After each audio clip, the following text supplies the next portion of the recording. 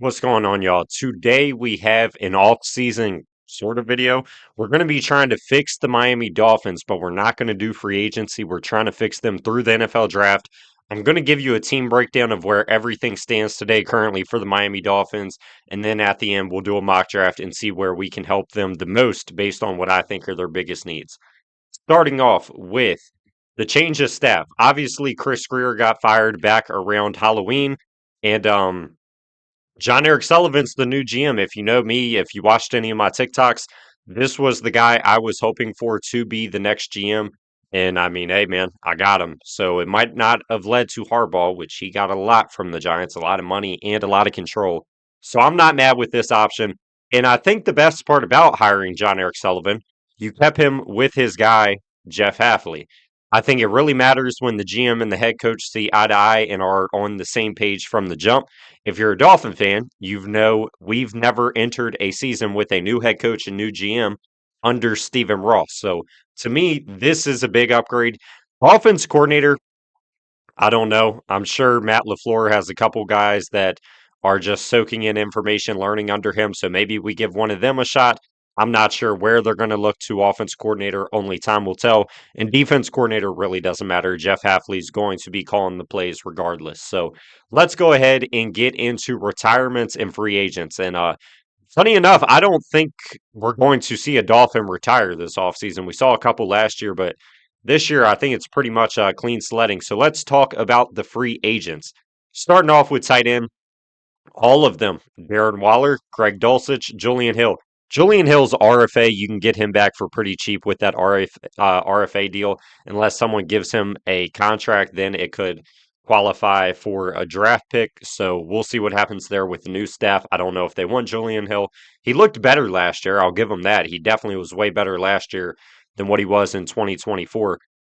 On the offensive line, you're missing your sixth offensive lineman, Daniel Brunskill, who was just used as a fullback, as like a sixth tackle. It was all sorts of nuts. I don't think that's going to be happening without Mike McDaniel. And Cole Strange, who started pretty much the whole entire year at right guard for you, is also a free agent. I thought he played all right. I would bring him back, but with a whole new system everywhere coming in, I don't think a lot of these guys are going to be brought back. Nose tackle Benito Jones, not necessary. We got Zach Sealer, amazing. Kenneth Grant's big. Zeke Biggers is big. Jordan Phillips is big. There's just no need for Benito Jones. Corner, I would say, is by far the biggest position with the biggest free agents. Obviously, the player pictured, Rasul Douglas, who played amazing for the Dolphins this year, and Jack Jones, who was also a full time starter for you. I could really see Jeff Halfley liking Jack Jones a lot in a role similar to like Keyshawn Nixon's and Nate Hobbs this past year in Green Bay, which both of them kind of sucked at it. So hopefully Jack Jones could be better at it for Halfley if he's brought back. And Cater Kohu as well. Kohu missed all last year with the torn ACL. I don't know if they bring him back. I mean, he's already 28 years old. He was an older prospect when we signed him as a UDFA in 2022, I believe. So I don't know what's going to happen with Cater. But now let's go to cuts and restructures. And I got busy. This is all my doing, but I didn't really do anything too crazy. Starting off with cuts. Tyreek Hill.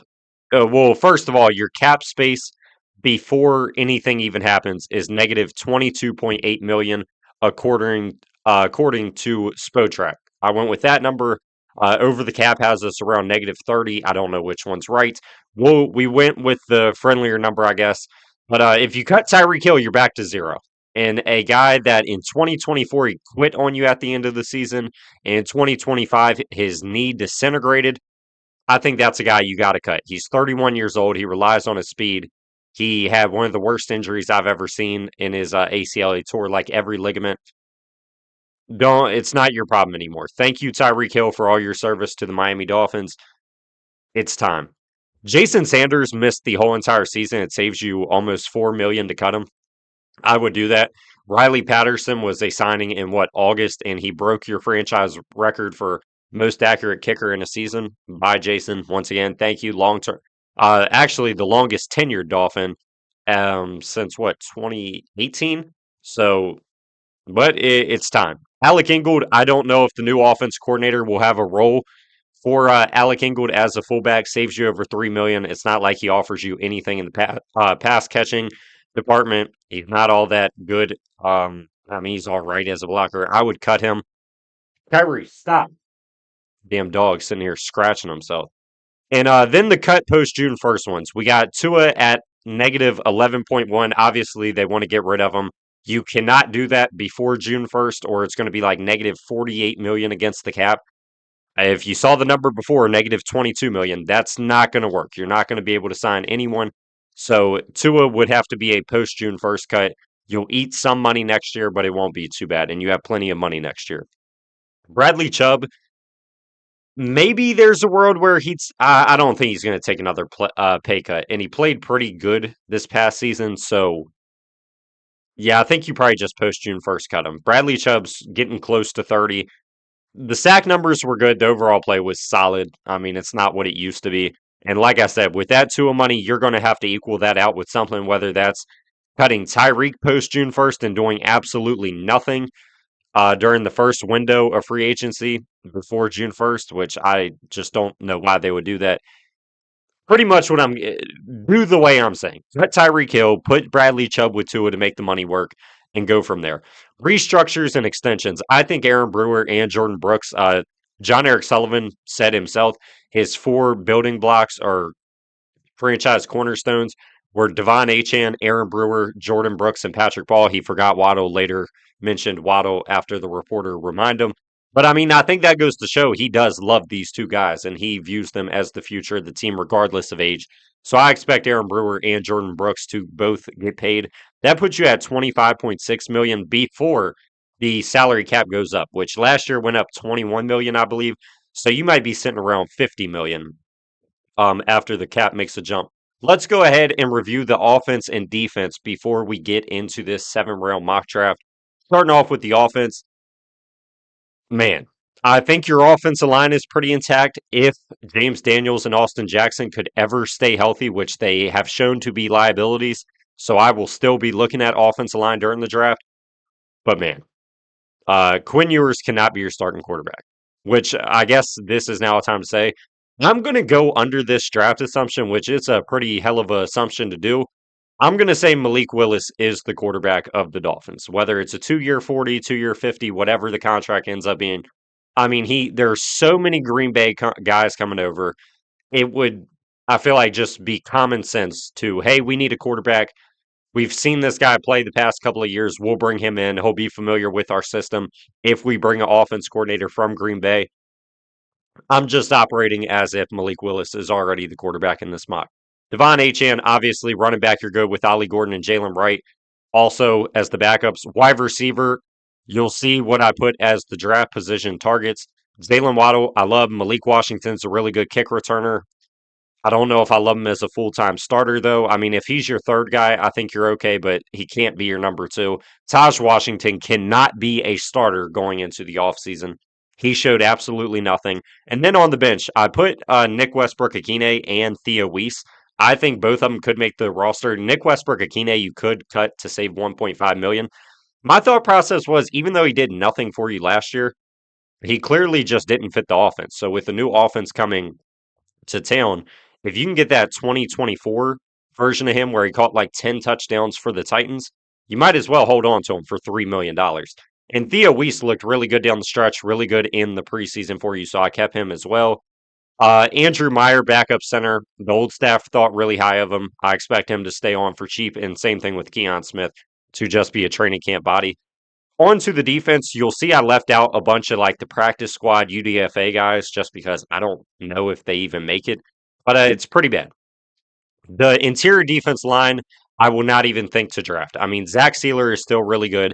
Kenneth Grant really came along down the stretch.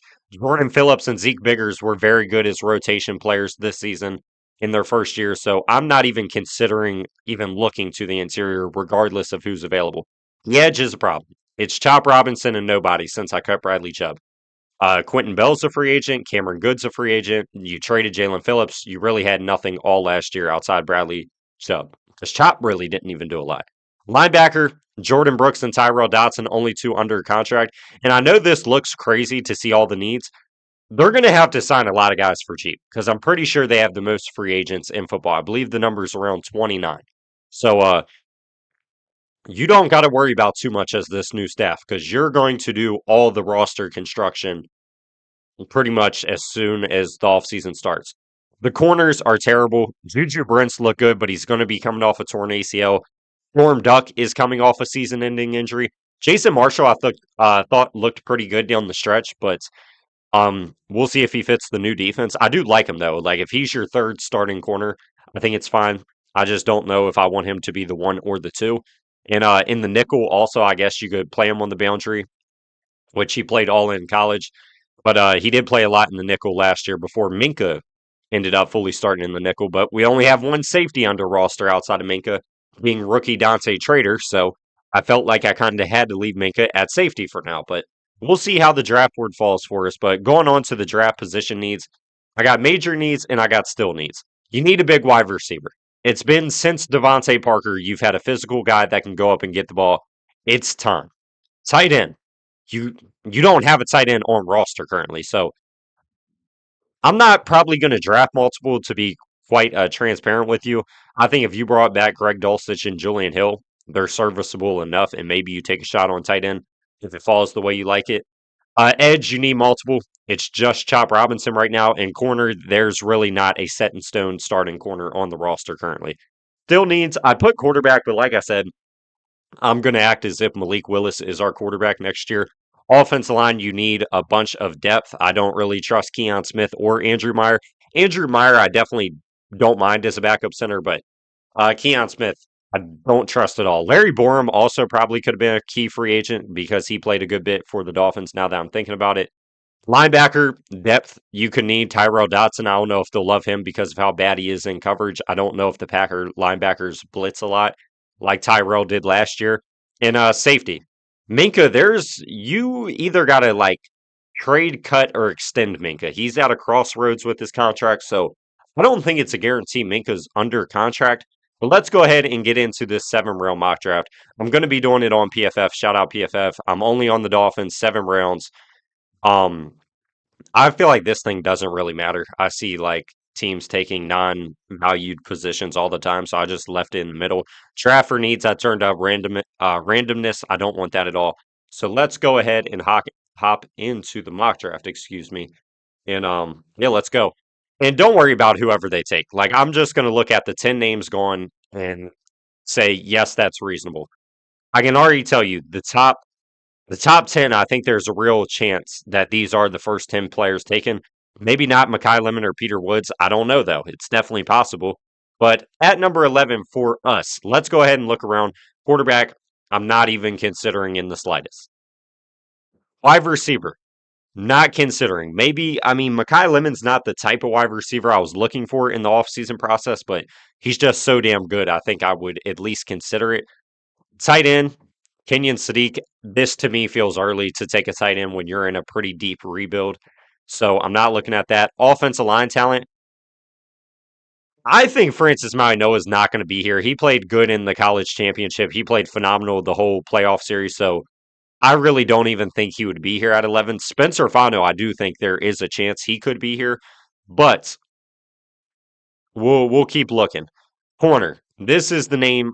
This would be my top target as a Dolphin fan. I want Mansour Delane. I think this dude is a stud. If you could get him at 11, I would be pumped. But like I said, we'll keep looking. I think Sonny Styles could be in the running because he might just be the best player available. Jermon McCoy, I didn't mention just because I'm trying to limit injury history or injury chances with this new start. So I just want guys that are going to stay on the field with that ACL injury. It seems like too big of a risk. And the last name I would consider would probably be Auburn's Keldrick Falk. He fits what the Packers have historically drafted, like Lucas Van Ness, like Rashawn Gary. He's big, athletic, Rashawn Gary, I don't think's this big, but Van Ness is pretty damn close. But Keldrick Falk, 6'6", 285. He's only 20 years old, doesn't turn 21 till fall. So he's super young. He's already a really good run defender. But my choice personally at number 11 would be Mansour Delane out of LSU. So that will be the first pick to the rebuild. I'm getting the starting corner. And Chris Johnson being available at this point is already making me feel not so good. Let's look at wide receiver. Omar Cooper, I love to death. Not really the type of wide receiver I'm looking for. Elijah Surratt, Jacoby Lane, and Chris Brazzell, I'm all interested in. Will one of them make it to 75? I'll have to at least consider thinking about it. Tight end, I think I'm better suited with one of those three third round picks to go that route. Offensive line, Jennings Dunker, truth be told, I'm not the highest on. Caleb Tiernan really interests me, making the move to right tackle to replace Austin Jackson. But like I said, you really need starters now. So we'll keep moving. Corner, you could take two, but I think it would almost be irresponsible at this point. Safety, like I said, safety is a need. And if you know me and you know my mock drafts, I love Emmanuel McNeil Warren. But double dipping in the secondary to start things off, to me, kind of feels unrealistic. Edge talent really did not fall how I would have liked. Joshua Josephs I like, but I'm looking for a bigger guy opposite of Chop. Chop's only like 250, 255. So I'm looking for someone with a little more weight. So, with all things considered, I do think I would take Indiana's Elijah Surratt at 43 to be that big wide receiver I was originally looking for. All right, let's go ahead and look around with third pick, tight end. I mean, Max Clare being here almost feels like the choice has already been made for me, but I'll keep looking. Oh, man. Oh, man, I do like Blake Miller. I think Blake Miller's got a real shot to go in the second round. He's a natural right tackle, really athletic, just needs some developing. So if he sat for a year or just filled in when Austin Jackson inevitably will get hurt, I do like that as well. I like Deni Dennis Sutton, but I also like Malachi Lawrence a lot down here. I like Barham a good bit for Michigan. So I think there's still other options on the edge to where I can wait. I'm going to run this pick on. It might feel like it was a still need, not a major need, but I feel like Blake Miller's value is just too good to pass up on at the 75th pick. So go ahead and give me Blake Miller to hopefully be heir apparent at right tackle for you. Chase Basantis here is kind of crazy. 87, though, I do think I have to address this edge need because, like I said, it's just chopped by himself. Deni Dennis Sutton does add that size I was looking for, 6'5", 265. He's pretty young. He's been pretty productive over his college career. So I do think Deni Dennis Sutton will be the pick at 87 to add another Penn State Lion off the edge. All right, what do I want to do at 90? I want to look at tight end at least. Yeah, the guys I would wanted all went, so I think 111 might be better suited. Quarterback is still like you could still look at quarterback in my opinion, but right now I would not draft one personally. Let's go up to safety. I think the pick is made for me. I'm going to go Genesis Smith out of Arizona. Not a very good tackler, definitely has to grow, but he is so good in coverage that I think Halfley would love a guy like this. Up top, maybe him and Trader are your up top safeties, and then that allows Minka to go to the nickel, and then you have Mansour Delane and Jason Marshall on the boundary. But I do like Genesis Smith a good bit, so he will be the pick at 90. I'm liking how we're addressing these needs, man.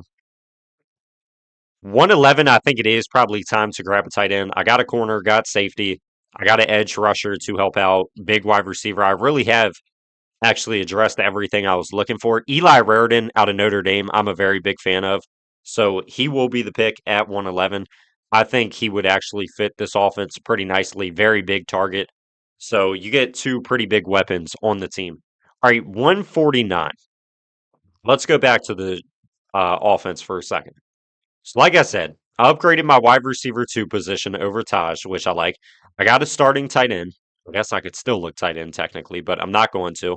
I got some offense line help. Offense feels good, except maybe I might take a shot on quarterback. Defense wise, we're moving Minka to the nickel. Genesis Smith would be the starting safety. Storm Duck and Juju Brents become depth, and Mansour Delane and Jason Marshall with the starters. Denied Dennis Sutton, I would still be fine with looking for another edge rusher here, personally.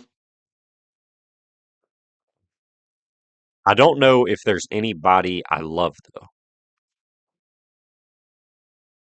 We at least should look quarterback.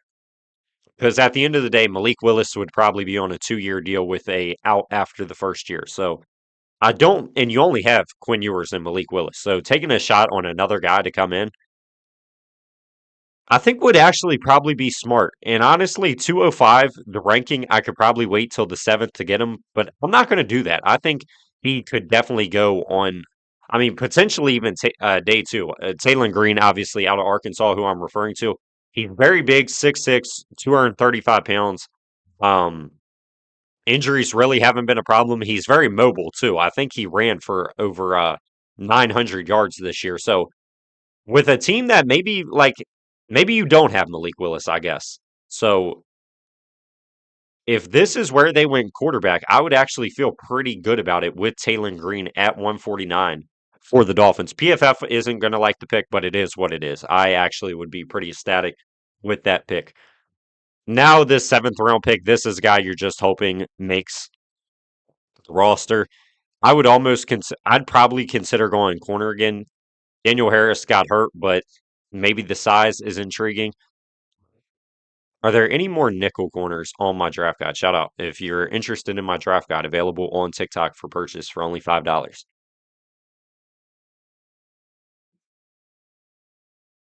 Like Avery Smith out of Toledo, I do actually like quite a lot, and he would be able to come in and play nickel. So is he available at this point? He is. Looks like PFF doesn't have him rated, so I'm going to go with Avery Smith, who ideally to me would battle for a starting spot in the nickel. So let's go ahead and review our draft board. I'm happy, man. I mean, I think this turned out really well. Will the actual NFL draft go this smoothly? No, it will not. So you need to have multiple backup options. You could do a million mock drafts as a Dolphin fan right now. You could start with Mansour Delane. You could start with Jermod McCoy. You could start with Caleb Downs, maybe. You could start with Spencer Fano, maybe Maui Noah if you think he falls, Carnell Tate, Makai Lemon, Kenyon Sadiq. There are endless options that'll make this all look different. For me personally, though, if this is how the draft went, obviously I just handpicked it and I picked the guys I liked. I think we did a fairly good job addressing needs. Maybe we could go edge rusher earlier and get a bigger wide receiver in with one of those third round picks. But I like Elijah Surratt a lot, and I do think he will be a reliable option, just with good hands as a receiver in the NFL level. So I hope y'all enjoyed this fixing the Dolphins /7 round mock draft, and I will see y'all next time, man. Peace out.